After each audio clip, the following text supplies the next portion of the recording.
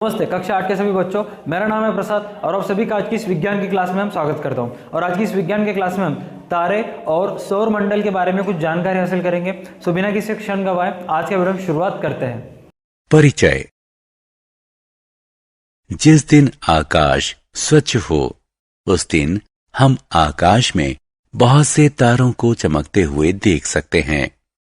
इस चारों तरफ फैले विशाल क्षेत्र को अंतरिक्ष कहते हैं। अंतरिक्ष में वह सब कुछ शामिल है, सुदूर के तारे, ग्रह, उपग्रह और हमारी पृथ्वी एवं इस पर पाई जाने वाली सभी वस्तुएं भी। अतः अंतरिक्ष के संगठन को समझने से पहले हमें आकाशगंगा, तारे, ग्रह और उपग्रह इत्यादि जैसी वस्तुओं की चर्चा करनी होगी। उद्देश्य। इस पाठ के अंत में आप निम्न करने में सक्षम हो जाएंगे: खगोलीय पिंडों को पहचानना और उनकी सूची बनाना, चंद्रमा की कलाओं को समझना, चंद्र अभियान की खबर रखना, रात्रि में आकाश में कुछ तारामंडलों को चिन्हित करना, सौर मंडल के बारे में जानना, कृत्रिम उपग्रह की भूमिका का वर्णन करना। चंद्रमा। चंद्रमा सूर्य के बाद आकाश का सबसे प्रदीप्त पिंड है। आप पूर्णिमा के दिन पूरे चंद्रमा को देख सकते हैं। आप चंद्रमा को किस प्रकार देख पाते हैं? ऐसा इसलिए क्योंकि यह सूर्य के प्रकाश का परावर्तन करता है। चंद्रमा का अपना कोई प्रकाश नहीं होता, फिर भी प्रदीप्त दिखता है क्योंकि यह सूर्य के प्रकाश को परावर्तित करता है। सूर्य के प्रकाश को आप बल्ब समझिए और चंद्रमा को प्रदीप्त दर्पण, जो बल्ब के प्रकाश को परावर्तित करता है। चंद्रमा पृथ्वी की परिक्रमा करता है और पृथ्वी के साथ सूर्य की भी परिक्रमा करता है। चंद्रमा पृथ्वी की एक परिक्रमा 27.3 दिन में पूरी कर लेता है। इस बीच पृथ्वी अपनी कक्षा में स्थान परिवर्तित कर देती है। अतः पृथ्वी से चंद्रमा एक चक्कर अमावस्या से अगली अमावस्या तक यानी 29.5 दिन में पूरा करता प्रतीत होता है। आप जानते हैं कि किसी किसी पूर्णिमा के दिन चंद्र ग्रहण लग सकता है। चंद्रमा की कलाएं। अमावस्या। अमावस्या के समय हमें चंद्रमा का कोई भाग प्रदीप्त दिखाई नहीं देता। हम चंद्रमा का सिर्फ अंधेरा भाग देख सकते हैं। यह चंद्रमा के 29 और 1/2 दिनों तक चलने वाले चक्र की शुरुआत मानी जाती है। चंद्रमा सूर्य और पृथ्वी के बीच एक कक्षा में स्थित है। बढ़ते हुए बालचंद्र के समय हम चंद्रमा के दाएं तरफ एक छोटा सा भाग प्रदीप्त देखते हैं। प्रथम चतुर्थांश। प्रथम चतुर्थांश के समय हम चंद्रमा का दायां आधा भाग प्रदीप्त देखते हैं। इस समय पृथ्वी और चंद्रमा अगल बगल अपनी कक्षा में होते हुए सूर्य का चक्कर लगाते हैं। बढ़ता हुआ अर्धाधिक चंद्र। बढ़ते हुए अर्धाधिक चंद्र कला में हम चंद्रमा का प्रदीप्त आधा भाग लगभग पूरी तरह से देखते हैं। पूर्ण चंद्र या पूर्णिमा। पूर्ण चंद्र के समय हम चंद्रमा का पूरा भाग प्रदीप्त देखते हैं। चंद्रमा पृथ्वी और सूर्य के बीच स्थित होता है। घटता हुआ अर्धाधिक चंद्र। घटते हुए अर्धाधिक चंद्र कला में चंद्रमा का बायां आधा भाग लगभग पूरी तरह प्रदीप्त दिखता है। आखिरी चतुर्थांश। आखिरी चतुर्थांश कला में हम चंद्रमा का बायां आधा भाग प्रदीप्त देखते हैं। पृथ्वी और चंद्रमा सूर्य के परित अपनी कक्षा में अगल बगल होते हैं। घटता हुआ बालचंद्र। घटते हुए बालचंद्र के समय हम चंद्रमा के बाईं तरफ एक छोटा सा भाग प्रदीप्त देखते हैं, चंद्रमा का पृष्ठ। पृथ्वी का एकमात्र प्राकृतिक उपग्रह चंद्रमा आकार में पृथ्वी से 1/4 जो कि 3474 किलोमीटर व्यास है। यह पृथ्वी और चंद्रमा को आभासी रूप से एक दोहरा ग्रह बनाता है। छोटे आकार के कारण चंद्रमा का गुरुत्व पृथ्वी के गुरुत्व का 1/6 हिस्सा है, यानी एक व्यक्ति जिसका भार पृथ्वी पर 60 किलोग्राम होता है, उसका भार चंद्रमा पर 10 किलोग्राम होगा। तारामंडल। चंद्रमा विहीन रात्रि में हम हजारों तारों को देखते हैं। इनमें से कुछ तारे विशेष समूह या आकृति में सजे होते हैं। तारों का एक समूह भालू की बाह्य आकृति जैसा दिखता है। एक अन्य समूह शिकारी के आकार का दिखता है। ऐसे ही अन्य समूह हैं।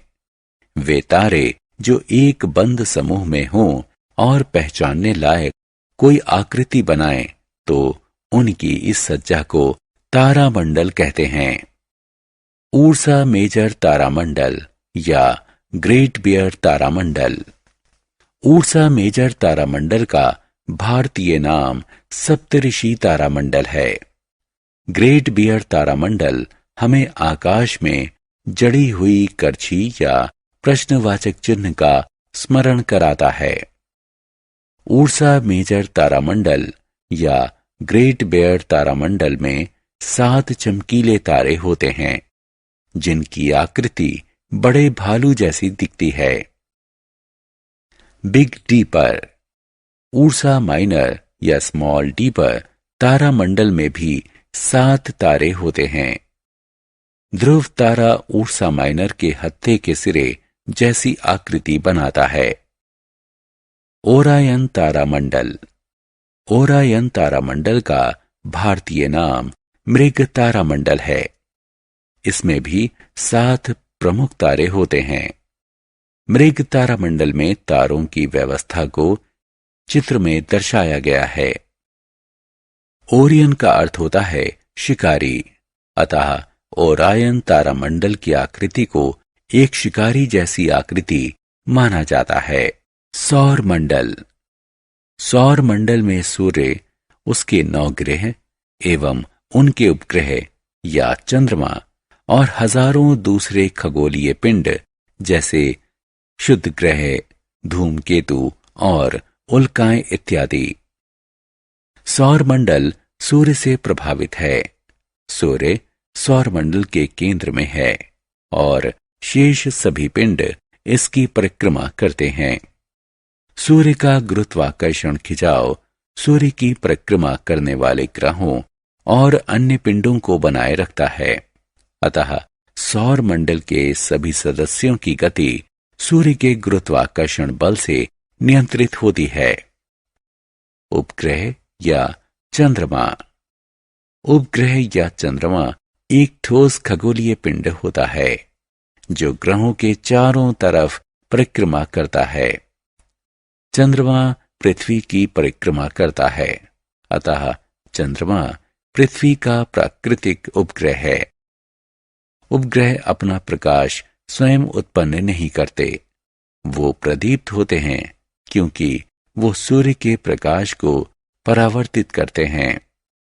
अब हम पृथ्वी के उपग्रह चंद्रमा की विस्तार से चर्चा करेंगे। ये ध्यान दिया जाना चाहिए कि हालांकि हम सामान्य तौर पर पृथ्वी के उपग्रह को चंद्रमा कहते हैं, लेकिन दूसरे ग्रहों के उपग्रहों को भी चंद्रमा कहा जा सकता है। ग्रह। ग्रह ठोस खगोलीय पिंड होते हैं जो सूर्य के चारों तरफ एक बंद अंडाकार पथ पर परिक्रमा करते हैं। ग्रह शैलों और धातुओं से बने होते हैं और ये अपना प्रकाश उत्पन्न नहीं करते। ग्रह सूर्य के प्रकाश को परावर्तित करने के कारण चमकते हैं। क्योंकि ग्रह तारों से बहुत पास होते हैं, इसलिए वो बड़े दिखते हैं, और रात को चमकते नहीं हैं। ग्रह सूर्य के चारों तरफ पश्चिम से पूर्व की तरफ परिक्रमा करते हैं, इसलिए ग्रहों की सापेक्षिक स्थिति परिवर्तित होती रहती है। सूर्य या दूसरे तारों की तुलना में ग्रह बहुत छोटे होते हैं। पृथ्वी समेत कुल 9 प्रमुख ग्रह हैं। सूर्य के सबसे समीप बुध ग्रह है और सबसे दूर प्लूटो ग्रह है।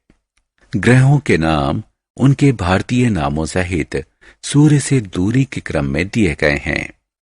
1. मरकरी यानी बुध, ये सूर्य के सबसे समीप है। नंबर 2. वीनस यानी शुक्र। 3. अर्थ पृथ्वी। 4. मार्स मंगल। 5. जुपिटर यानी बृहस्पति, सबसे बड़ा ग्रह। 6. सैटर्न यानी शनि। 7. यूरेनस यानी इंद्र। 8. नेपच्यून यानी वरुण। 9. प्लूटो यानी यम, सबसे छोटा ग्रह। यह सूर्य से सबसे दूर है। सौर मंडल के 9 ग्रहों में से 5 बुध, शुक्र, मंगल, बृहस्पति और शनि को नंगी आंखों से आसानी से देखा जा सकता है। इन्हें स्थलज ग्रह कहते हैं। इनका धरातल ठोस और चट्टानी होता है। 3 ग्रह इंद्र, वरुण और यम बहुत दूर हैं, इसलिए इन्हें दूरदर्शकों की सहायता से खोजा गया है। इन ग्रहों को जोवियन ग्रह कहते हैं। पृथ्वी को हरा ग्रह कहते हैं। बुध सूर्य के सबसे समीप का ग्रह है। ये आकार में पृथ्वी से छोटा और लगभग चंद्रमा के बराबर है। यह कई बार सूर्योदय के पहले और सूर्यास्त के बाद दिखाई देता है। अपनी चमक के कारण इसे प्रभात तारा या संध्या तारा भी कहते हैं। चंद्रमा ही की तरह बुध की सतह भी चट्टानी और पहाड़ी है। शुक्र सूर्य से दूसरा सबसे समीप ग्रह है। हालांकि शुक्र हमारी पृथ्वी के सबसे समीप ग्रह है। यह चंद्रमा के बाद रात्रि आकाश में सबसे चमकीला पिंड है। शुक्र सूर्य से आने वाली 75% किरणों को परावर्तित कर देता है, इसलिए चमकीला दिखता है। शुक्र का भार पृथ्वी के भार का 4/5 है, जबकि दोनों का आकार लगभग समान है। पृथ्वी सूर्य से तीसरा ग्रह है।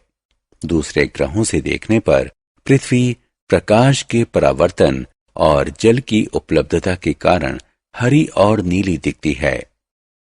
पृथ्वी हमारे सौरमंडल का एकमात्र ग्रह है जिस पर मानव अस्तित्व के लिए आवश्यक ऑक्सीजन पर्याप्त मात्रा में है। यह एकमात्र ग्रह है जिस पर पर्याप्त मात्रा में जल उपलब्ध है। जीवन की उपस्थिति पृथ्वी को विशिष्ट ग्रह बनाती है। पृथ्वी एक काल्पनिक अक्ष के परिध घूमती है और जो दक्षिण और उत्तर ध्रुवों से होकर जाता है। यह अक्ष अपने पथ के तल से जरा सा झुका हुआ होता है। इसी घूर्णन के कारण पृथ्वी पर रात और दिन होते हैं। पृथ्वी सूर्य का एक चक्कर 365 दिन में पूरा कर लेती है, जिसे 1 वर्ष कहते हैं। घूर्णन के अक्ष के झुकाव और सूर्य के सापेक्ष इसकी स्थिति के परिवर्तन के कारण ऋतु परिवर्तन होते हैं। अक्ष में झुकाव के कारण वर्ष भर दक्षिणी और उत्तरी गोलार्ध की सूर्य की सापेक्ष स्थिति बदलती रहती है। जब सूर्य के सामने उत्तरी गोलार्ध होता है तो हमें गर्मी का अनुभव होता है, और जब दक्षिणी गोलार्ध सूर्य के सामने होता है तो हमें सर्दी का अनुभव होता है।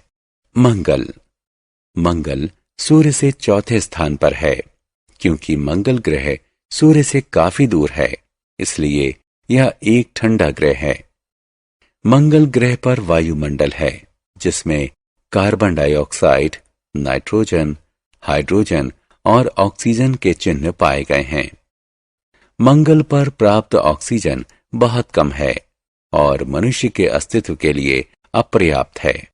बृहस्पति सूर्य से 5वां ग्रह है। यह सौरमंडल का सबसे बड़ा ग्रह है। यह पहला गैस वाला ग्रह है जो हाइड्रोजन और हीलियम से बना है। आकाश में ये एक चमकदार पिंड के रूप में दिखता है और दूरदर्शक से देखने पर यह रंग बिरंगा दिखता है, लेकिन यह बहुत पतला है। इसका वायुमंडल बहुत सघन है। बृहस्पति का वायुमंडल हाइड्रोजन, हीलियम, मीथेन और अमोनिया से बना है। यह बहुत ठंडा ग्रह है। इसकी सतह का ताप -150 डिग्री सेल्सियस है। बृहस्पति का भार पृथ्वी के भार से 3000 गुना ज्यादा है। इसके बहुत ज्यादा भार के कारण बृहस्पति अपने आसपास से गुजरने वाले पिंडों पर भारी गुरुत्वाकर्षण बल लगाता है। बृहस्पति के पास से गुजरने वाला धूमकेतु भारी गुरुत्वाकर्षण का अनुभव करता है और अपने मूल पथ से भटक जाता है। शनि सूर्य से छठा ग्रह है। शनि सौरमंडल का दूसरा सबसे बड़ा ग्रह है। बृहस्पति की तरह शनि भी हाइड्रोजन और हीलियम से बना है। यह सैकड़ों वलयों से घिरा है जो प्रत्यक्ष दिखते हैं। पूर्णतः विकसित वलय तंत्र शनि को सौरमंडल में विशिष्ट स्थान देते हैं। यूरेनस सूर्य से 7वां ग्रह है। यह दूरदर्शक की सहायता से खोजा जाने वाला पहला ग्रह है। बृहस्पति और शनि के बाद यूरेनस सौरमंडल का तीसरा सबसे बड़ा ग्रह है। यह भी मुख्यतः हाइड्रोजन और हीलियम से बना है और इसके चारों तरफ कुछ वलय है। यूरेनस के बारे में सबसे रुचिकर तथ्य है कि यह अपने अक्ष पर पूर्व से पश्चिम की तरफ घूमता है और दूसरे सभी ग्रह पश्चिम से पूर्व की तरफ घूमते हैं। नेपच्यून यूरेनस के ठीक बगल में स्थित है। सूर्य की तरफ से बाहर की ओर गिनती करने पर यह सौरमंडल का 8वां ग्रह है। नेपच्यून का आकार यूरेनस के समान ही है और ये बड़े ग्रहों में आखिरी है। नेपच्यून के चारों तरफ भी कुछ वलय हैं। प्लूटो आखिरी ग्रह है जिसकी खोज हुई थी। यह सौरमंडल के सबसे बाहर का ग्रह है। यह सूर्य से 9वां ग्रह है। ध्यान रखें कि प्लूटो सूर्य और साथ ही पृथ्वी से भी दूरतम ग्रह है। प्लूटो सौरमंडल का सबसे छोटा ग्रह है। यह मुख्यतः जमी हुई मेथन से बना है। सूर्य से दूरतम होने के कारण प्लूटो को सौरमंडल का सबसे ठंडा ग्रह माना जाता है।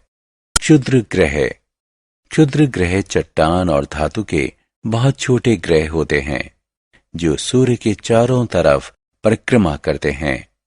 यह मुख्यतः मंगल और बृहस्पति की कक्षाओं के बीच में पाए जाते हैं।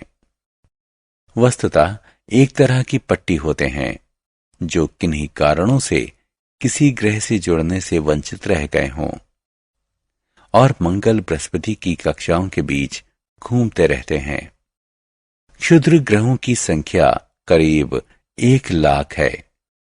सबसे बड़ा क्षुद्र ग्रह जिसे सेरेस कहते हैं, इसका व्यास 800 किलोमीटर है। वहीं सबसे छोटा क्षुद्र ग्रह कंकड़ के बराबर है। धूमकेतु। हम पहले ही पढ़ चुके हैं कि प्लूटो सौरमंडल का सबसे बाहरी ग्रह है। सौरमंडल के किनारे पर अरबों बहुत छोटे पिंड हैं जिन्हें धूमकेतु कहते हैं। इन धूमकेतुओं का निर्माण बहुत प्रारंभ में उन्हीं गैसों से हुआ था जिससे अन्य ग्रहों का निर्माण हुआ था। ये धूमकेतु इतने दूर हैं कि संसार के लिए अनजान हैं। अतः एक धूमकेतु गैस और धूल का समूह होते हैं जो एक चमकीली प्रकाश की गेंद जिसमें लंबी चमकती पूंछ होती है उसकी तरह आकाश में दिखते हैं। धूमकेतु की पूंछ सदैव सूर्य से परी होती है। उल्का। उल्काएं आकाशीय पिंड होते हैं। ये हमें प्रकाश की एक चमकीली धारा की तरह दिखते हैं जो आकाश में कभी कभी चमकते हैं। कुछ उल्काएं धूमकेतु द्वारा त्यागे गए धूल के कारण होती हैं। कुछ क्षुद्र ग्रहों के टकराने से अलग हुए टुकड़े होते हैं। कुछ उल्काएं इतनी विशाल होती हैं कि पूरी तरह नष्ट होने से पहले वो पृथ्वी की सतह तक पहुंच जाती हैं। इन्हें उल्का पिंड कहते हैं। कृत्रिम उपग्रह। आप इनसैट 3B जैसे उपग्रहों के नाम से अवश्य परिचित होंगे। इनसैट 3B मनुष्य द्वारा निर्मित कृत्रिम उपग्रह का उदाहरण है। ये पृथ्वी के चारों तरफ प्राकृतिक उपग्रह की तरह ही चक्कर काटते हैं, लेकिन चंद्रमा की तुलना में पृथ्वी से समीप होते हैं। वैज्ञानिकों द्वारा तैयार किए गए प्रक्षेपणों यानों की सहायता से इन्हें अंतरिक्ष में ले जाकर कृत्रिम उपग्रह के रूप में स्थापित किया जाता है।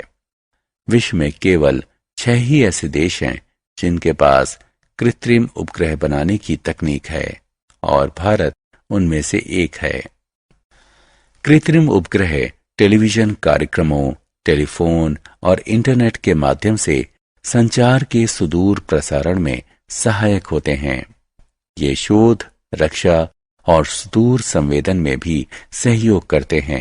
इनका प्रयोग मौसम, कृषि, भूमि और समुद्र की विशेषताओं संबंधित जानकारी प्राप्त करने के लिए भी होता है। सारांश। आइए हमने जो कुछ सीखा है उसे संक्षेप में दोहराएं। चंद्रमा की कलाएं घटित होती हैं क्योंकि हम चंद्रमा का वही भाग देख पाते हैं जो सूर्य के प्रकाश को परावर्तित करने के कारण प्रदीप्त होता है। तारे खगोलीय पिंड होते हैं जो प्रकाश उत्सर्जित करते हैं। हमारा सूर्य भी एक तारा है। तारों की दूरी को प्रकाश वर्ष में मापना सुविधाजनक होता है। तारे पूर्व से पश्चिम की तरफ गति करते प्रतीत होते हैं। ध्रुव तारा अपने स्थान पर स्थिर प्रतीत होता है क्योंकि यह पृथ्वी के समीप स्थित है। यह पृथ्वी के घूर्णन के अंश के समीप स्थित है। तारामंडल तारों का एक समूह होता है जो एक पहचानने लायक आकृति बनाते हैं। सौर मंडल में 8 ग्रह और क्षुद्र ग्रह, धूमकेतु और उल्काएं सम्मिलित हैं। किसी अन्य पिंड के परिध घूमने वाले पिंड को उपग्रह कहते हैं। चंद्रमा पृथ्वी का प्राकृतिक उपग्रह है। कुछ ग्रहों के प्राकृतिक उपग्रह होते हैं। रात्रिकालीन आकाश में शुक्र सबसे चमकीला ग्रह है। बृहस्पति सौरमंडल का सबसे बड़ा ग्रह है। आप सभी बच्चों का तहे दिल से धन्यवाद इस वीडियो को फिर से एक बार देखने के लिए। आपसे उम्मीद है कि आप इस वीडियो को लाइक करोगे, इस वीडियो की लिंक आपके फ्रेंड के साथ शेयर करोगे और हमारे यूट्यूब चैनल को सब्सक्राइब करोगे। अगर आप एक बच्चे के माता पिता हैं तो आपसे ये उम्मीद है कि आप प्ले स्टोर से जाकर DA2 अकेडमी का ऐप डाउनलोड करोगे ताकि आपको 1st स्टैंडर्ड से लेकर 12th स्टैंडर्ड तक सारे के सारे चैप्टर्स की वीडियो मिलते रहेंगे। आज की वीडियो के लिए बस इतना ही। तब तक के लिए देखते रहे हमारे YouTube channel DA2 academy. Stay connected, अपना ख्याल रखना। मिलते हैं नेक्स्ट वीडियो में।